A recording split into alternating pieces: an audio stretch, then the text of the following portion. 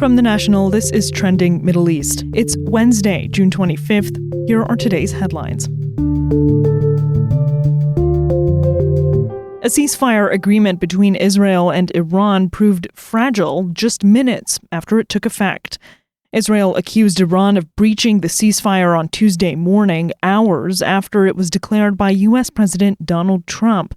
Trump said both Israel and Iran broke the ceasefire terms. In comments to reporters at the White House before leaving for the NATO summit in the Netherlands, Trump said he was disappointed by the continued attacks.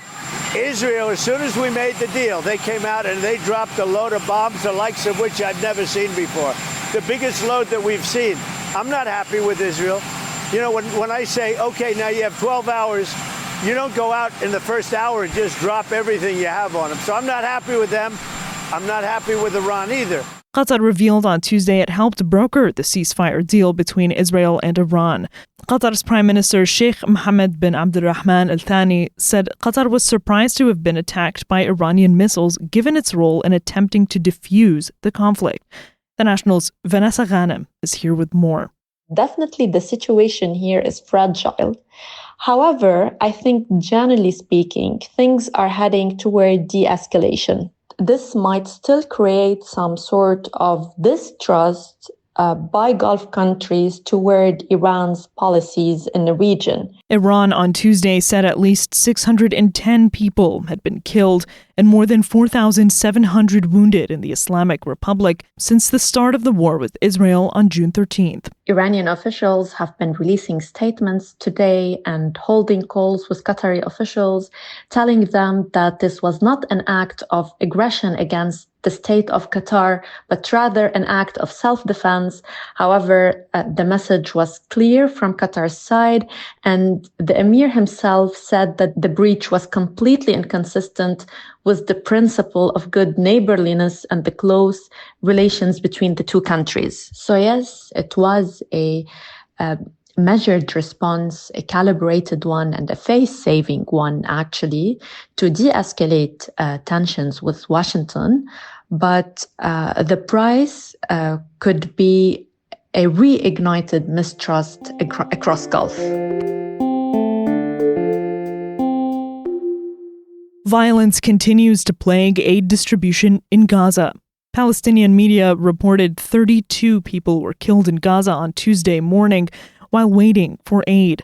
Official news agency Wafa said Israeli forces launched a wave of air attacks across the Gaza City area and on aid distribution points south of Wadi Gaza in the center of the territory. It's the latest in a series of deaths in recent weeks among homeless and hungry Gazans.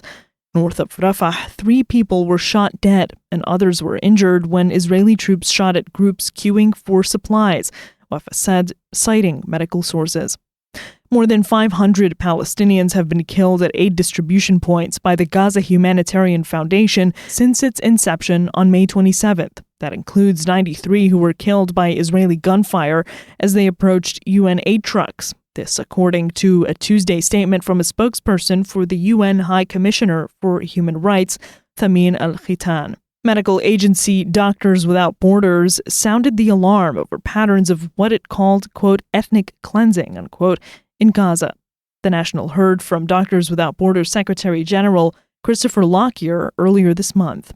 Well, I mean, what we're seeing in terms of aid delivery at the moment in Gaza through the Gaza Humanitarian Foundation, I would say is not humanitarian.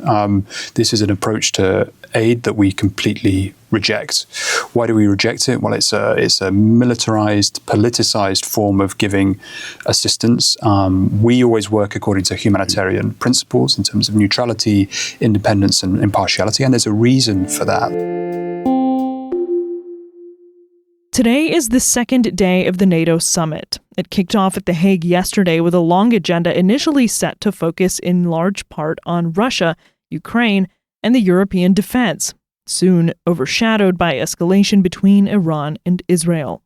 The National's Sunniva Rose reports from The Hague. Leaders are expected to refrain from criticizing the U.S. strikes on Iran to not anger Trump, though some, like France and Norway, have recently said they were illegal. Mark Rutte's pushed back and said it wasn't, so there's some disagreement there. Overall, the Iran war is an unwanted distraction for Europeans.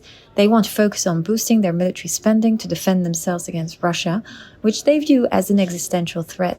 The involvement of U.S. President Donald Trump in the Iran crisis came as other NATO leaders arrived for a shortened and carefully controlled summit in The Hague that revolves around an expansion of European militaries. Trump's attempts to arbitrate between Israel and Iran is likely to mute criticism of the U.S. military operation on Iran. Experts say it's unlikely that NATO, as an alliance, will get sucked into the ongoing conflict in Iran, as countries like the US will make their own decisions. It's worth pointing out that in the Middle East, NATO suffers from a negative perception associated with US military operations and the chaos that ensued after the 2011 Libya intervention.